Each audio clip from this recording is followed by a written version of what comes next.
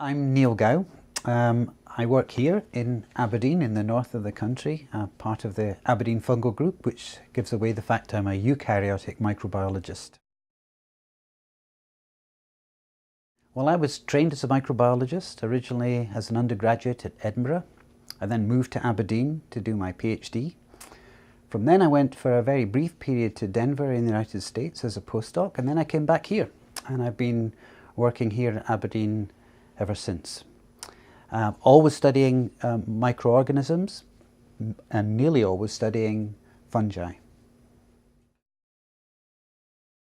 I've always been fascinated by fungal cells. They're beautiful, they're aesthetically very attractive looking cells.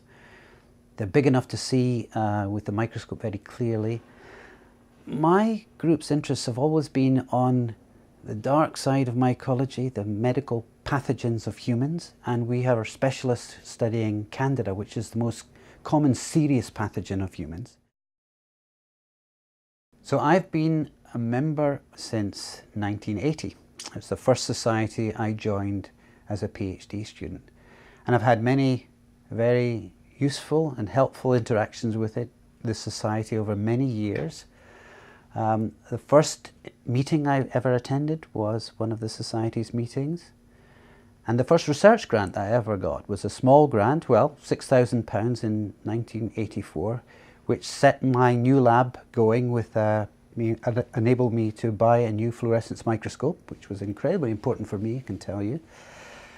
Since then, I've worked with the Society in a number of different ways. I've had the honour of being one of the editors of one of its journals, got many journals now. I have acted as chairperson of the eukaryotic group, and I've been on council. So I've seen the Society working from a number of different angles and always really enjoyed that. Well, microbiology is always in the news. You just need to open any newspaper any day of the week and you'll find an article which is related to a microbiological challenge.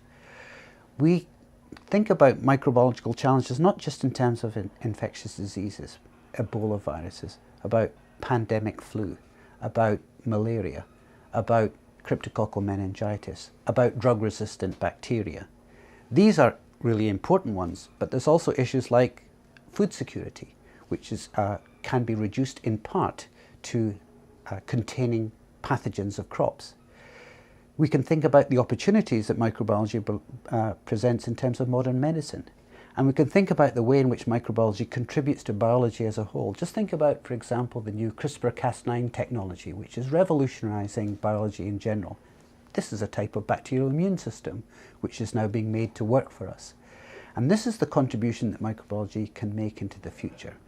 This is an incredibly important practical subject, but also with academically vitally important things to contribute to science. And what we want to do as a society is to make sure that's showcased, resourced, and make sure that people know about the things and the opportunities that microbiology has to offer. Amongst the things that I'm going to really focus on are two. One is I passionately believe that we have to fully engage with our younger scientists because they are the future. Now, in the past, membership of societies used to come with the territory of being a PhD student, and that's to some extent less of the case now in a virtual world where everything is available immediately online. So we have to have ways of attracting people into the society and getting them to participate in the society so they know this is not just a society for them, about them, but actually involves them. And one of the things I'd like to do is bring in a cohort of younger scientists to shape the way in which we do business in the future, to have a political role, an organizational role, and to be able to have resources at their disposal to deal with issues which are concerned with young science and young scientists. So that's one thing. And secondly, while I would like to represent microbiology as a whole, I would also feel that I have an advantage here coming in as a eukaryotic microbiologist to make sure that the communication between the many societies which represent eukaryotic microbiology are harnessed by our umbrella society.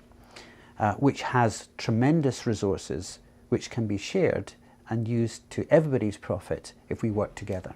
So those are two things which I'd really like to pay some attention to.